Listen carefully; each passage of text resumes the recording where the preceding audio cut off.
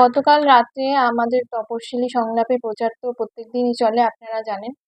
সেই গাড়িটায় হামলা করা হয়, কর্মীদের হামলা করার, এবং আমার পাশে বসে আছে দেবাশিস বিশ্বাস, সে এসসি ওবিসি সেলের সম্পাদক টিএমসির। তার নেতৃত্বে এবং দুজন কর্মীরাও ছিল, তারা প্রচারটা সেরে সবে যাচ্ছিল। তখনই চৈতিপাড়াতে, যেটা হচ্ছে গোপালনগর থানার অন্তর্গত চৈতিপাড়া ব্রিজের ওপরে, তাদেরকে গাড়িটা অ্যাটাক করা হয়। এবং সব থেকে বড় কথা, ক্যান্ডিডেট যে বিজেপির বিধায়ক ছিল স্বপন মজুমদারের প্রেজেন্টে ওখানে হয়েছে, সে গাড়ি থেকে নেমে তাদের মারধর করে এবং হুমকি দেয় যে তাদের মেরে ফেলার হুমকি দেয়। গুলিও করে। আপনারা যদি গাড়িটা দেখেন, গাড়িটারই প্রমাণ আছে, গুলি করে কাঁচটা ভেঙে দেওয়া হয়, মারধর করা হয়। হ্যাঁ, গুলিও করা হয়, মারধর করা হয়।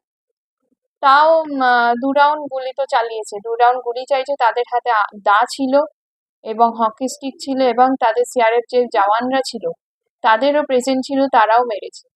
তো এবং তাদের নামগুলো আমি বলছি। এক হচ্ছে স্বপন মজুমদার, তো বললাম। কবির রায় ছিল, সৌভিক হালদার ছিল, বিশ্বজিৎ ঘোষ ছিল।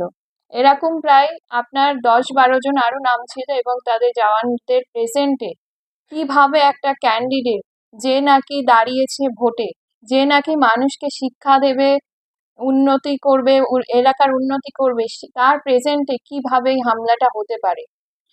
তাই সকলকে আপনাদেরকে বলবো যে, এবং আমি অলরেডি কমপ্লেন জমা করেছি, তাই আমি ইলেকশন কমিশনকে বলবো ইমিডিয়েটলি তাদের ওপর অ্যাকশন নেওয়ার জন্যে।